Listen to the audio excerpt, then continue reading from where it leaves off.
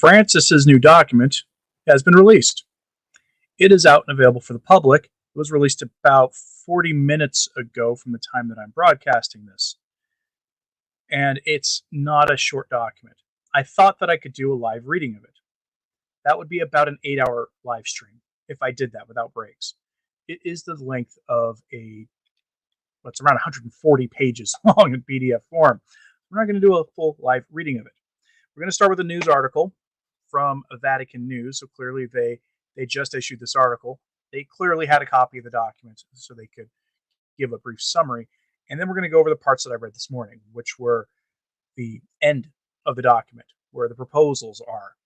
And a lot of this is written in kind of a high-level language, unfortunately, but you need to be familiar with a concept called collegiality. It's this idea that the bishops together are on near basically the same footing as the Pope. It's an error. I will explain to you how it's an error using a document from the SSPX, who basically just provide what the church said about that idea, because it's not a new idea, before Vatican II, why it was an idea that was rejected by the church, and how we now see it in our time in Vatican II, but especially now. This document is attempting to elevate that idea to a permanent level in the church. But more importantly, this document is all about synodality, synodality, synodality. And it expressly calls for bringing in non-Catholics into the synodal discussions on how the church should be governed. And there's a phrase here that I did a double take when seeing that I could not believe when I saw it. And the term is hierarchy of truths. That sounds like relativism, doesn't it? Well, I'm the bearer of bad news here. That term comes right out of the John Paul II encyclical that they're referencing here, Ut Unum Sint. We'll get to that here in a minute, though. But whenever you see anything relativizing like hierarchy of truths, be wary. That's not a good thing, because it is a term of relativism. There's no such thing as a hierarchy of truths when you're talking about the Catholic faith. It's all true. All needs to be taken on a level, or we're just playing games at that point. So let's go first to the summary article published minutes ago from Vatican News. And yes, I'm live streaming later than normal because of this document.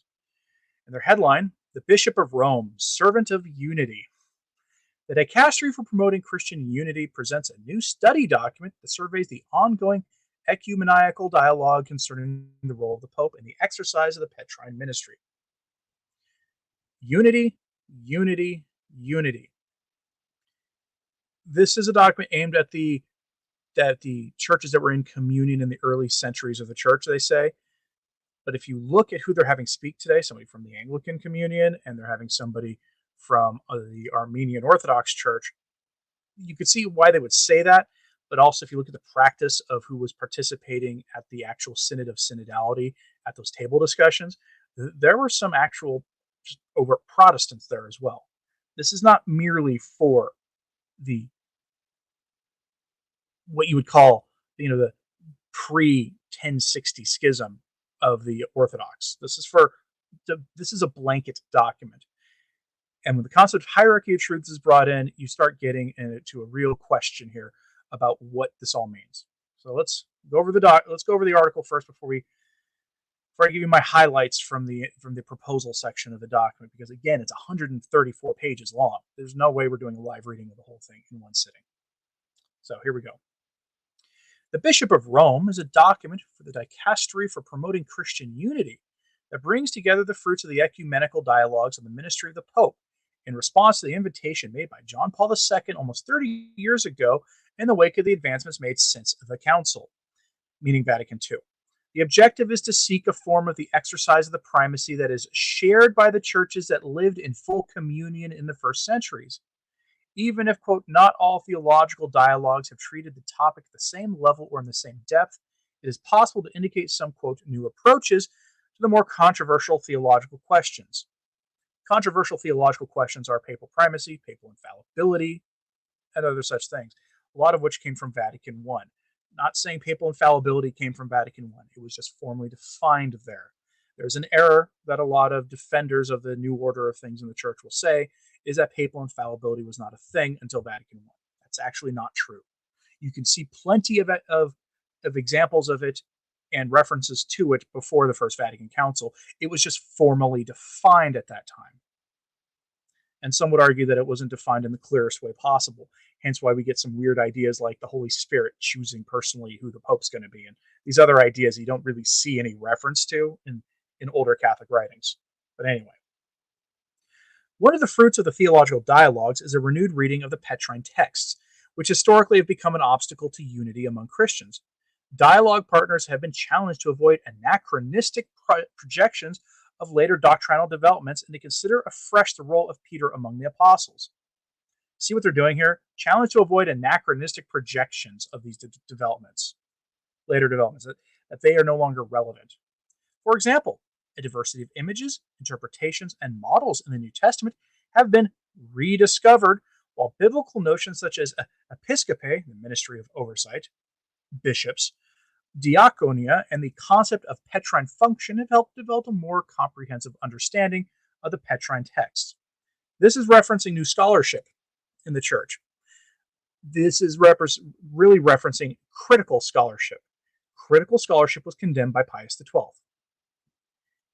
It attempts to essentially re-examine claims of the Catholic Church in light of, quote, new scholarship, which always, without fail, undermine what the Church has always taught. It is always what this critical scholarship does, without fail. That's why you now get people saying Adam and Eve were mythology, they weren't real, because of new scholarship. And you see this within the deaconettes argument, all these kinds of things. So be wary whenever you see this kind of reference in a modern Vatican document. Another controversial issue is the Catholic understanding of the primacy of the Bishop of Rome as an institution of divine right, while most other Christians understand it as an institution of human right only. Hermeneutical clarifications, the document reads, have helped to put this traditional dichotomy, quote, into a new perspective, considering the primacy to be both of divine right and human right. That is, both part of God's will for the church and mediated by human right. You get some relativism there. I emphasize instead the distinction between the theological and historical contingency of primacy and call for a greater attention to an assessment of the historical context that conditioned the exercise of primacy in different regions and periods. Meaning the truth of the papal primacy was different depending where you were geographically, is now the claim they're making. And there's, of course, an element of truth to that. Do you believe when the church was underground in ancient Rome that the Pope, whoever it was at the time, was able to intervene directly very often in affairs in other places? The answer is, of course, no. Why? Because the church was underground. Pope was trying to survive for as long as he could. The first 36 popes had all gained the red crown of martyrdom, or all saints, because of the conditions of those times. So of course, he couldn't take a hands-on approach. After Constantine, that began to change because he was able to do so. So there's an element of truth here. But again, they're playing on the truth here to give you this idea that the papacy should perhaps be more hands-off, which is really rich coming from Francis, by the way. The dogmatic definitions of the First Vatican Council are a significant obstacle for other Christians. Some ecumenical dialogues have registered promising progress when undertaking a, quote, rereading or re-reception of this council, opening up new avenues for a more accurate understanding of its teaching in light of their historical context and of the teaching of Vatican II. This allowed a clarification of the dogmatic definition of the Pope's universal jurisdiction by identifying its extension and limits. Now suddenly they're wanting to take an ecumenical council and its infallible declarations and re-examine them to try to represent them and to essentially downplay their importance. This is brazen, what they're doing here. Similarly, it became possible to, quote, clarify the wording of the dogma of infallibility and even to agree on certain aspects of its purpose, recognizing the need in some circumstances for a personal exercise of the teaching ministry, given that Christian unity is a unity in truth and love. Despite these clarifications, the document acknowledges, quote, the dialogue still expressed concerns regarding the relation of infallibility to the primacy of the gospel, the indefectibility of the whole church, and the exercise of episcopal collegiality and the necessity of reception. In other words, you can't have the Pope, they recognize it's kind of difficult to have the Pope take a step back if he's infallible and he's universal jurisdiction over the whole church. It's kind of hard to have him take a step back and let the general churches do their own thing and run wild with their own dogma and doctrinal ideas if the Pope is actually the supreme pastor of the church. Many theological dialogues have recognized the necessity of a ministry of unity at the universal level, referring to apostolic tradition. Some dialogues argue that from the early church, Christianity was established on major apostolic sees occupying a specific order, the See of Rome being first. Some dialogues have maintained that there is a mutual interdependency of primacy and synodality at each level of the life of the church, local, regional, but also universal. Another argument of a more pragmatic nature is founded on the contemporary context of worldwide integration and on missionary requirements. The current context requires us to change how we do things. Some dialogues have pointed out that there is a mutual interdependence between primacy and synodality at every level of the church life, local, regional, but also universal. Another argument in favor of a more pragmatic nature concerns the contemporary context of worldwide politics and missionary needs. Moreover, certain criteria of the first millennium have been identified as points of reference and sources of inspiration for the acceptable exercise of a ministry of unity at the universal level, such as the informal and not primarily jurisdictional character of the expressions of communion between the churches, the primacy of honor of the Bishop of Rome, and the interdependency between primatial and synodal dimensions of the church. What you're seeing there is an attempt to emphasize an informal nature for the Pope. That's what it is. If you're familiar with the arguments coming from some Eastern Orthodox about the Bishop of Rome, they don't believe him to be the supreme pastor. They believe him to be the first among equals. That is a marked difference. That he is the symbol of unity, but he is the first among equals. That his voice really carries not much more weight than anybody else's among the bishops. And you're seeing that there. Catholic Cat says that is a long document. It's 140 pages long. I'm not even kidding when I say that. It's when it was released this morning, I looked through it and I was realizing we couldn't do a full live reading. We're going to stop there at that. And we're going to go right to, I think, the document itself. Because we may as well get to where this is. Because we're talking here about the era of collegiality. That's what kind of permeates this whole thing. So let's start here under the heading of future steps to be taken in the theological dialogues. And let's see how we can zoom in a little bit more. There we go. I'm going to skip down to here. One of the areas that I highlighted in my own notes. How far are we going? Okay. Theological dialogues on the question of primacy have increasingly demonstrated that primacy and synodality are not two opposing ecclesial dimensions, but rather that they are two mutually constitutive and sustaining realities, and therefore should be addressed together. Meaning papal primacy and synodality have to be addressed together. As Pope Francis has observed to an ecumenical group of theologians, we have come to understand more fully that in the church, primacy and synodality are not two competing principles to be kept in balance, but two realities that establish and sustain one another in the service of communion. Just as primacy presupposes the exercise of synodality, so synodality entails the exercise of primacy.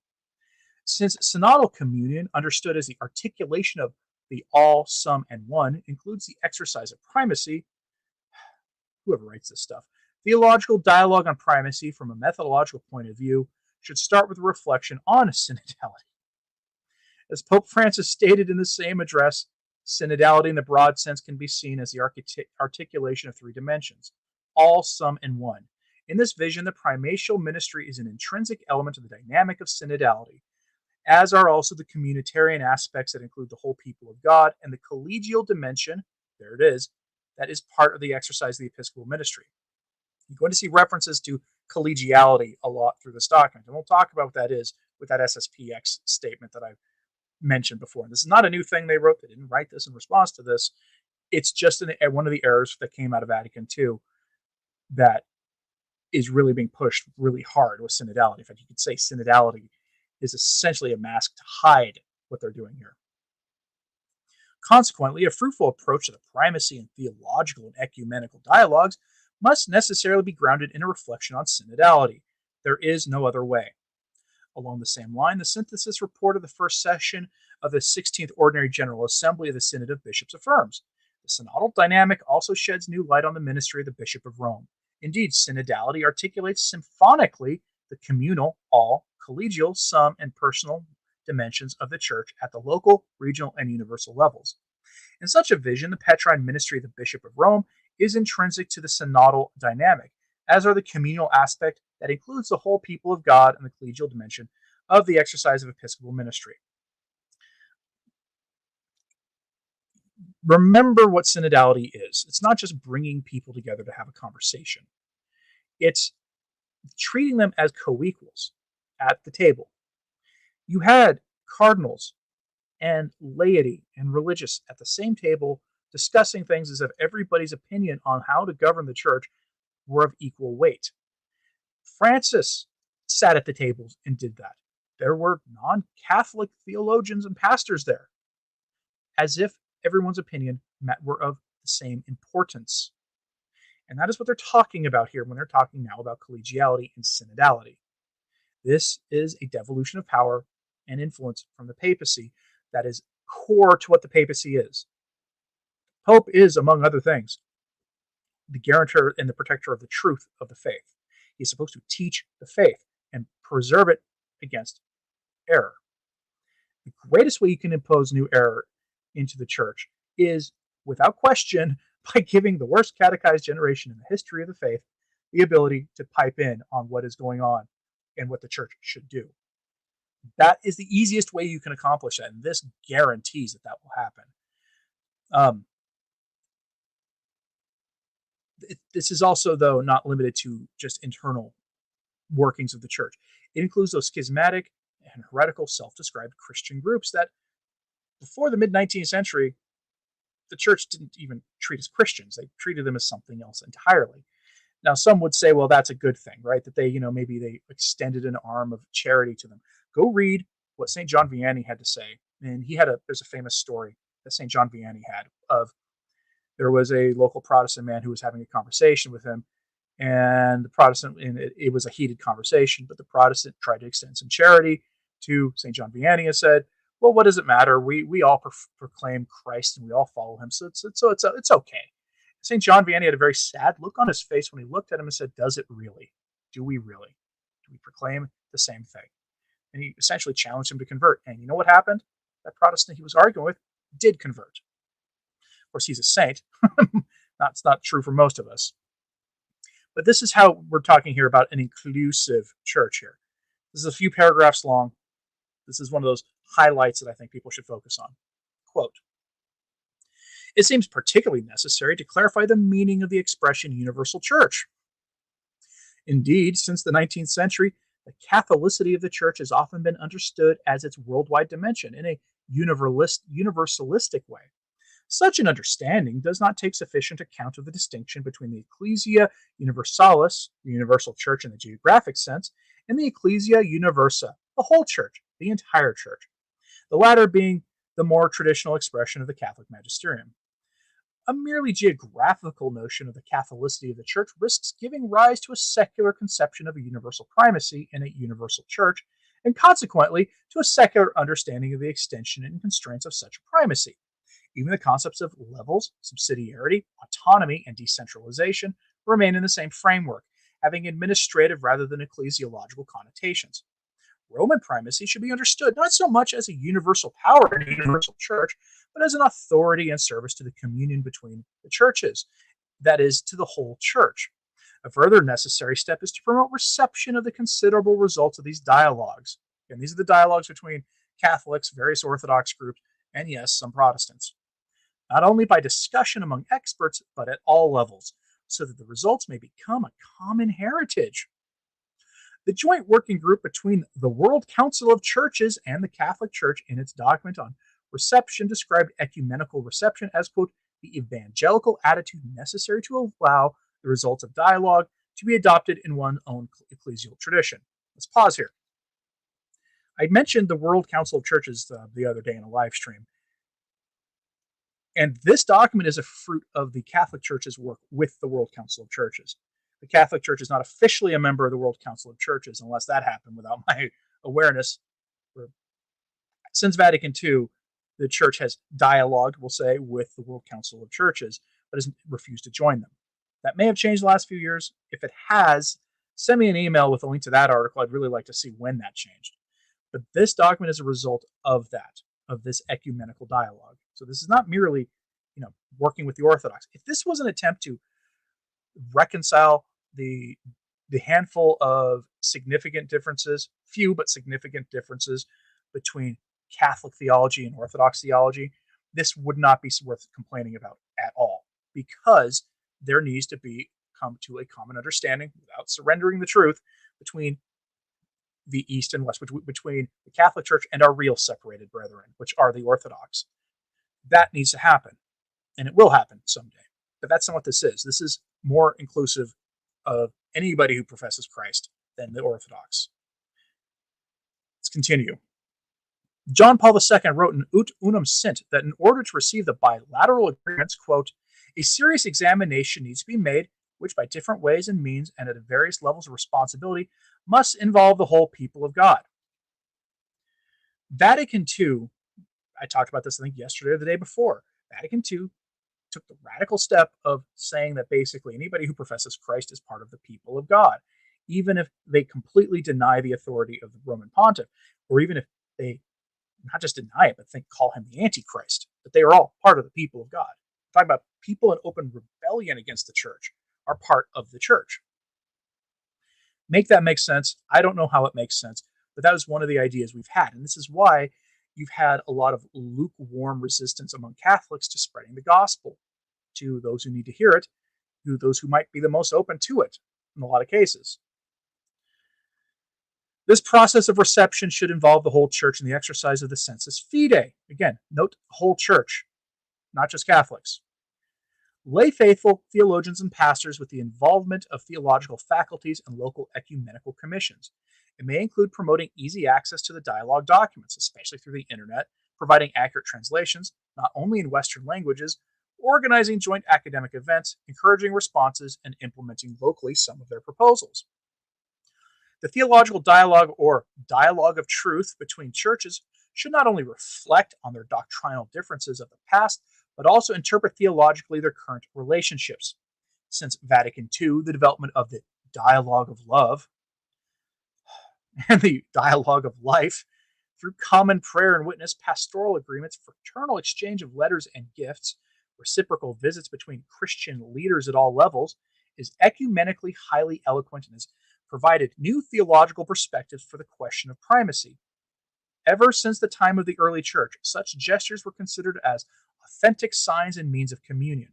As Pope Francis states, these gestures, grounded in recognition of the one baptism, are not merely acts of courtesy or diplomacy, but have an ecclesial import and can be considered true loci theologici. In this regard, I am convinced that the dialogue of charity should be understood not simply as a preparation for the dialogue of truth, but as itself a theology in action, capable of signing or opening new horizons on the journey of our churches. At a time when, thank God, relations between us are deepening, I believe that it is good to think back on the development of those relations in light of the theology of dialogue and charity.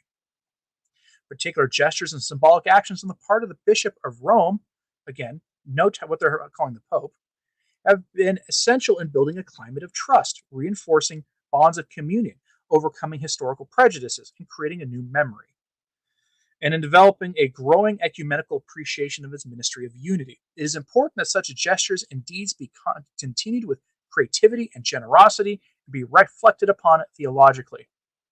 End quote. You'll notice that there seems to be, at least in this section, a lack of calling him the Holy Father, the Vicar of Christ, anything that really suggests absolute primacy in the church.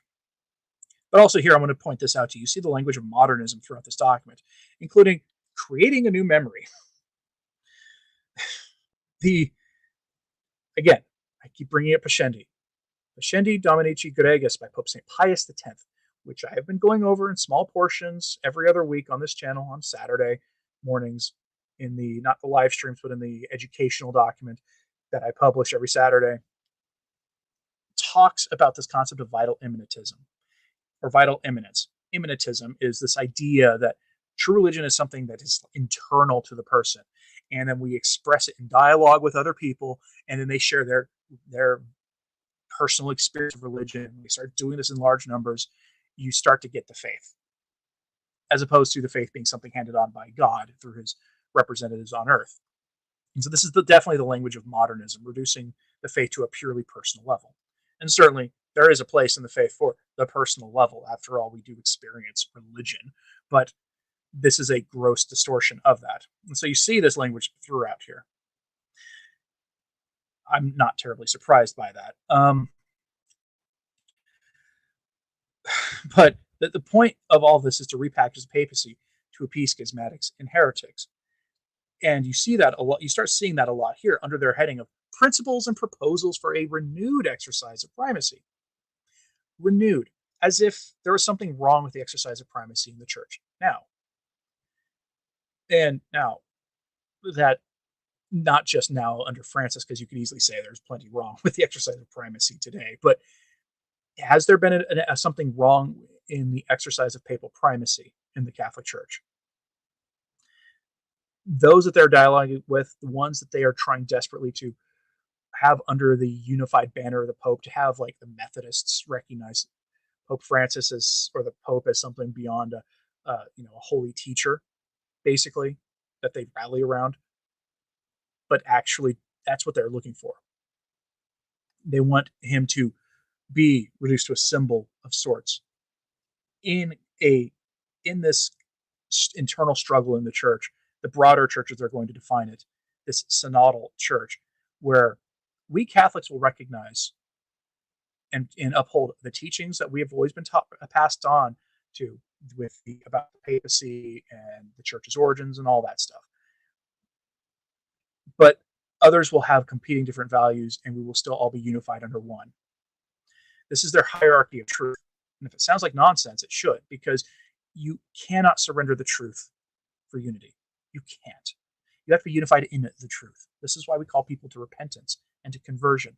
Ourselves first and foremost. When we live lives of sin and we give lukewarm confessions, confess the same sins over and over again, and give lukewarm resistance to whatever it is that sends us into confession every day, every week.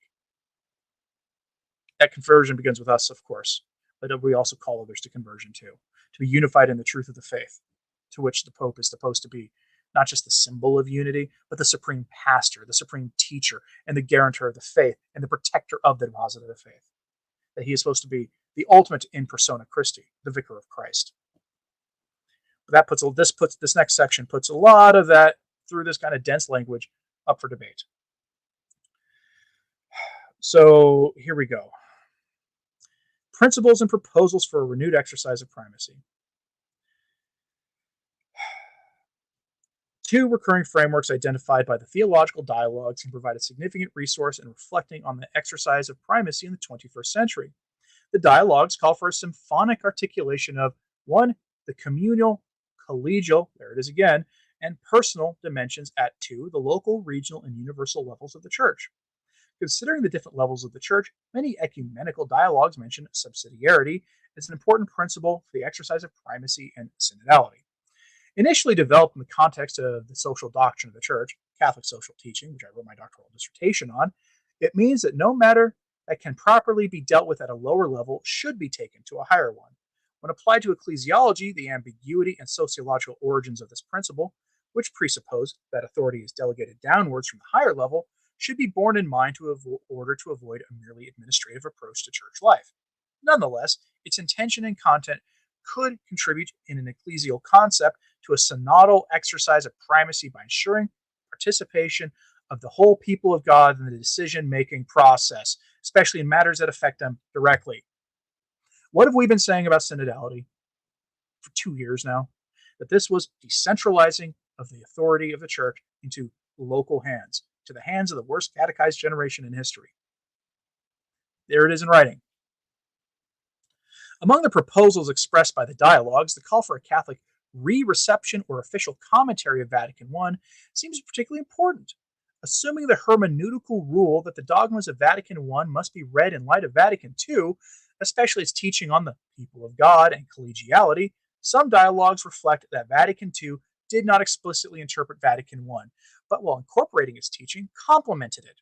It remains therefore necessary to present the Catholic teaching on primacy in light of a communio ecclesiology within the framework of the hierarchy of truths. It is also essential to reread Vatican I in light of the whole tradition, according to the ancient and constant belief of the Universal Church, and against the horizon of a growing ecumenical convergence on the biblical foundation, historical developments, and theological significance of primacy and synodality. So we need to reread the papal primacy in light of what the church has always taught, but also in light of essentially everything that's changing in the world, including synodality. Again, this decentralization of authority into the local hands as local as possible, so they can make decisions for themselves on what impacts them most directly. When it comes to the social teaching of the church, synodality or subsidiarity makes absolute sense. Why shouldn't a town be able to make some of its tax decisions for itself? It's what Catholic social teaching talks about with subsidiarity, stuff that doesn't have much use to do here. But when it comes to things like the practice of doctrines in the church, where we are supposed to be one faith under one baptism, why would the expressions of the faith be different in different places? And I don't mean in some cultural festivals and those kinds of things that in the grand scheme of things aren't that important. I'm talking about here deaconesses. I'm talking about here who can receive the sacrament of the most blessed sacrament of the altar, of who can go to confession, what sins can be confessed to a priest, what sins need to be confessed to a priest. You begin to see how this can snowball. When you put it into the hands of the worst catechized generation in history, worse than the previous generation, which had been the worst catechized generation in history, when you start to do that, decentralization becomes an idol. And that is what they're doing here. Synodality is an idol. This is why when they start talking about the Synodal Church instead of the Catholic Church, take them to mean what it looks like they're saying. It's often the case, even when they try to be ambiguous. Let's continue. Here again, it is necessary to clarify the terminology adopted, which often remains equivocal and open to misinterpretation. For example, ordinary, immediate, and universal jurisdiction, infallibility, government, supreme authority, and power. Another important proposal, just make sure that that's where we're going, yes. Another important proposal is that a clear distinction be made between the different responsibilities of the Pope, especially between his ministry as head of the Catholic Church and his ministry of unity among all Christians. More specifically, between his patriarchal ministry in the Latin Church and his primatial ministry in the communion of churches. The removal of the title Patriarch of the West from the Annuario Pontificio in 2006 raised some concerns in ecumenical circles and gave an opportunity to begin reflection on the distinction between these different responsibilities, which needs to be continued. So you'd be aware that Francis brought back his the title Patriarch of the West. That was clearly in preparation for this document, obviously in preparation for it. Since the different responsibilities of the Pope are grounded in his ministry as Bishop of Rome, the Church presiding in charity over all the churches, it is also essential to highlight his episcopal ministry at the local level as a bishop among bishops. Here's your collegiality again. In this regard, it is remarkable that Pope Francis has emphasized his title Bishop of Rome from his first public words after his election, saying that, quote, "It was the duty of the conclave to give Rome a bishop, and that the diocesan community of Rome now has its bishop." More recently, the listing of his other pontifical titles as historical may contribute to a new image of the papacy. Similarly, the Cathedral of the Diocese of Rome has been given a greater prominence since recent papal documents and correspondence had been signed from St. John Lateran, a church which could play a more significant role also at the inauguration of a new pontificate. Nevertheless, the terminology used in official Catholic documents and statements concerning the ministry of the Pope often fails to reflect these developments and lacks ecumenical sensitivity. Again, one of these titles that was reduced to historical is the one that people always bring up, Vicar of Christ. How is that a historical title? That is a current title for the Pope, one of his current titles. Yet that title is one of the things that if you start arguing with any well-meaning, we'll say a very calm, kind Protestant that you'll argue with online, they almost always object to the title Vicar of Christ. And this one has been reduced to a historical one, and it is referenced without being referenced here, that it lacks ecumenical sensitivity. The synodal shaping of the Catholic Church is crucial for her ecumenical commitment. It is a duty that the Catholic Church owes to its dialogue partners to demonstrate in its own ecclesial life a convincing and attractive model of synodality. Pope Francis states, "The commitment to build a synodal church, a mission to which we are all called, each with the role entrusted to him by the Lord, has a significant ecumenical implications. Indeed, it is clear that the way in which the Catholic Church experiences synodality is important for its relations with other Christians. This is a challenge for ecumenism." Recently, Pope Francis underlined the dual relationship between synodality and ecumenism, affirming that the journey of synodality undertaken by the Catholic Church is and must be ecumenical, just as the ecumenical journey is synodal. The ecumenical dialogue promoted by the Church today was at one time condemned by under the authority of popes and councils. We're not to surrender the truths of magisterial authority and sacred tradition for some false sense of unity, when we can't even agree on what the Eucharist is. Many synodal institutions and practices of the Eastern Catholic churches could inspire the Latin Church, as indeed could, in a spirit of exchange of gifts, the synodal institutions and practices of other Christian communions, which could be systematically identified and studied to this end. I'm curious, what do you think they have to offer? You might be aware that the Southern Baptists and the Methodists are basically imploding right now because one large faction wants to embrace the James Martin sin and other novel moral evils in the world, and the others want to have a relatively orthodox view of Christian morality. What can we learn from them, aside from things not to do on the moral front if you want to maintain unity in your church? What can we learn from them? How are we going to be systematically identifying what we can learn from them by studying them? What's the point? What is the point of the Catholic Church, the guarantor of truth about Jesus Christ, about God, about Christianity? What is there to be gained by studying their other ways, other than to understand their errors and to, in charity and love, correct them so that they may come to the fullness of the truth, a term that I've always disliked from Vatican II, and come home to Rome, to the actual true faith? What is the point? New means of communication might also offer new opportunities for synodal church in a digital age. Of course, the practices of synodality may be diverse and should be appropriate to particular ecclesial level and cultural context. In this search for a more synodal shaping of the Catholic Church, a reciprocal relationship between canon law and ecumenical dialogue is essential. Canon law is not only an aid to ecumenical dialogue, but also an essential dimension of it. Then, too, is it clear that ecumenical dialogue also enriches canon law. At the local and regional level, it seems necessary to recover and strengthen synodal structures that include all the faithful, as envisaged by Vatican II, provided for in the Code of Canon Law, such as diocesan pastoral councils, diocesan synods, and also plenary and provincial councils, which are rarely, if ever, convoked. In other words, synodality without end. Notice they kept pushing back the Synod of Synodality, its final end date.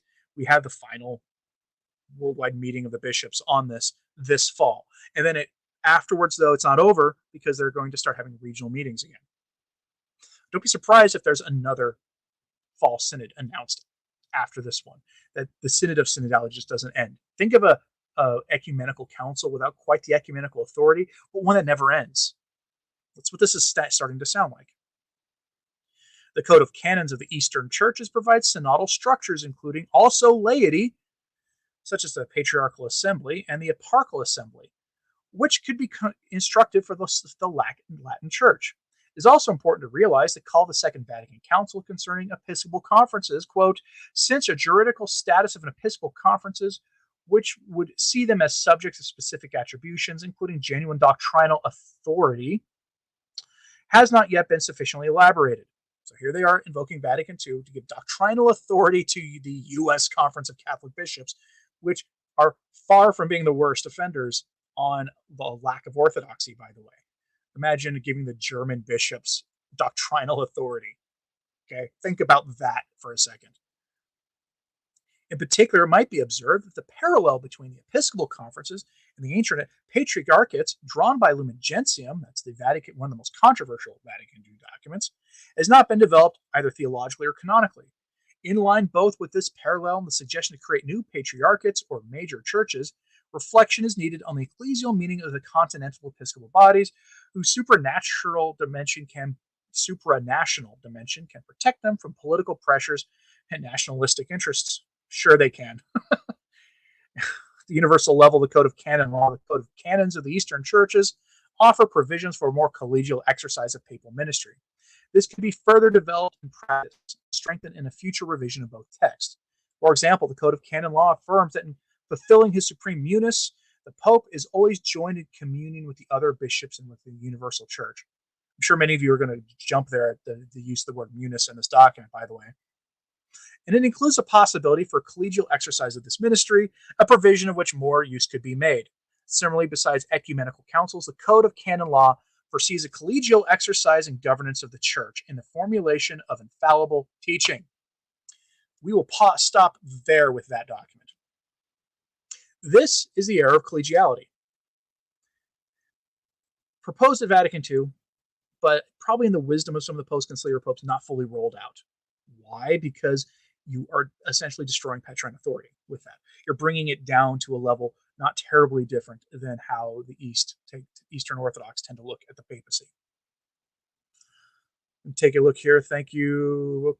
Well, channel member there says the ape of the church being built up. Yes, if you are a channel member through the join button here on YouTube, about once a month you get a message. You get a free super chat like this. Lottie used hers. I appreciate it. It is good. That was the best part when I stopped reading. Yeah, I don't like reading these long texts, but that's what it is. This is collegiality. And I'm going to now use a document from the evil SSPX. I don't take anybody who thinks they're evil all that seriously. We're going to talk about collegiality. So this document here is collegiality, Error Vatican II, published by the District of the USA, the SSPX. I mean, this was written back in like 1984. This is not anything new that we've been dealing with. But everything you heard there, take what they're saying here and you understand it. Collegiality was no problem in the early days of the church. Our Lord gave to his church a paternal and monarchical constitution. He was its divine head, and his vicar, St. Peter, and his successors was to have supreme authority over the church on earth. The local bishops, like the apostles, would have a similar monarchical authority, each in his allotted territory, but subordinate to that of the Pope. The Latin word collegium, meaning a collection of persons united in one body for a common purpose, was applied to the apostles, under St. Peter as their head. Their purpose was to preach the gospel to the whole world and to instruct, organize, and minister to the faithful. They were succeeded by the College of Bishops, to whom they passed on their order and authority. But this college was not identical with that of the apostles, for the apostles, having been directly and personally chosen by Christ to lay the foundations of his church, enjoyed certain extraordinary privileges which were not handed on: their personal infallibility in preaching the gospel, their universal mission and full power to establish local churches, and the charisma of miracles to prove their authority. It was only St. Peter who was to hand on his full powers as vicar of Christ to his successors. The later bishops only shared in the collective infallibility of the church's magisterium, ordinary or in council extraordinary. Bishops have the power of order and of jurisdiction, the former directly through their consecration, the latter indirectly through the sovereign pontiff, in accordance with the monarchical constitution of the church. This regime, being divine and supernatural, worked very well through the ages, preserving in the church a uniformity of belief, worship, and discipline that is a standing wonder to the world. So there's a Catholic teaching on what the hierarchy of the church is, written in fairly plain language. Unlike that book, which was, you wonder who writes this Vatican stuff, that is not accessible language, where they're proposing radical ideas, but the average person can't grasp them because they forget who they're writing to. This is what the church taught. The church hierarchical in nature, the authority of the church hierarchical in nature. Let's continue. It was not until the Renaissance period that any notable school of thought in the church wished to change this God-given constitution. Some dissidents among the hierarchy then began to seek a new interpretation of their collegial status by way of pooling their authority on secular lines, and at the same time extending it so as to encroach on the universal jurisdiction of the Pope. The monarchy was to become an oligarchy. The bishops in committee were to rule the church, with the Bishop of Rome as little more than their mouthpiece, a primus inter pares, first among equals. Does that sound familiar? This is a much plainer way of saying what that document was saying, except this is against it. Theirs is for it. But this is a plain language of what they were saying. It's not a new idea either. This collegiality idea has been rejected over and over again throughout the last 500 years. Here's some examples. The councils held at Pisa, Constance, and Basel in the early 15th century were convoked for the urgent purpose of ending the Great Schism and restoring order in the church. They were only in part orthodox and acceptable, ecumenical in the original sense of this much abused word. In other respects, they showed a persistent desire to curtail the papal powers in favor of the bishops and to place authority of a general council above that of the Pope. This was the beginning of the trouble now known as collegiality. Its further historical stages were Gallicanism, Febroism, and Josephinism in France, Germany, and Australia, respectively. And now you see with synodality to include the laity in this decision-making structure. This is just collegiality 2.0, basically. And it goes into Gallicanism and these other ideas, but this is what they basically said here. This is some of the historical precedent for this. They say the Pope has no divine authority to interfere in temporal affairs. The authority of a general council is superior to that of the Pope. The ancient libertines of the Gallican Church are to be held sacred, and papal decisions are not infallible without the consent of the Church. Why do you think they want to decentralize authority from the Pope on doctrine? Because they want the consent of the Church on doctrinal and moral matters. Consent of the bishops, the local church, including the laity. This is an error repeatedly rejected by the Catholic Church throughout history. This all came to a head at what's called the Synod of Pistoia, one of the most infamous synods in the history of the church. Not an ecumenical council, but a meeting of several bishops. This happened in 1786. And they proposed a lot of things that were later implemented by Vatican II. But these ideas were rejected by the Catholic Church. And you start to see this. You start getting this gives rise to the idea of Caesaropapism, which is sort of an error in the other direction. But this is what Vatican I had to say on this. It said the Council of Vatican I, therefore, since 1869 and was adjourned sine die in the following year because of the occupation of Rome by the hostile forces of Piedmont, but not until it had made these two momentous definitions. The first one: if anyone therefore should say that the Roman pontiff is only the office of inspecting or directing and not the full and supreme power of jurisdiction over the whole church, not only in matters of faith and morals, but also in matters concerning the discipline and rule of the church throughout the world, or that he has merely the principal part and not the full plenitude of this supreme power, or that his power is not ordinary and immediate, whether over each and all the churches, over each and all the pastors and faithful, let him be anathema. I would like to see the synodalists react to that, because they want to decentralize power, and they want to put authority into the hands of the local people on doctrine. Here's the other statement. We therefore, adhering faithful to the tradition received from the beginning of the Christian faith, for the glory of God our Savior, for the exaltation of the Catholic religion, and the salvation of the Christian people, teach and define as divinely revealed dogma that the Roman pontiff, when he speaks ex cathedra, that is, when discharging his office as pastor of all Christians, in virtue of his supreme authority, he defines a doctrine concerning faith or morals to be held by the whole church. He then, by the divine assistance promised to him in Blessed Peter, enjoys that infallibility by which the divine Redeemer wished his church to be endowed when he defining a doctrine of faith or morals. And remember, they want to include doctrine, and that therefore such definitions of the Roman pontiff are irreformable of themselves and not by the consent of the church. Wherefore, if anyone should presume to contradict, which God forbid, let him be anathema. And it goes on like that. This is collegiality, folks. That's all it is. Except it now includes the laity and includes people who aren't Catholic. That's what this is. It's meant to appease non-Catholics. This places the natural practice of Catholicism out of reach by replacing harmony of faith with comprehensive reason, disenfranchising many, such as children. Well, remember also that you've got this idea of hierarchy of truth. that there are some things that are more truthy than other things. It's a nonsense idea.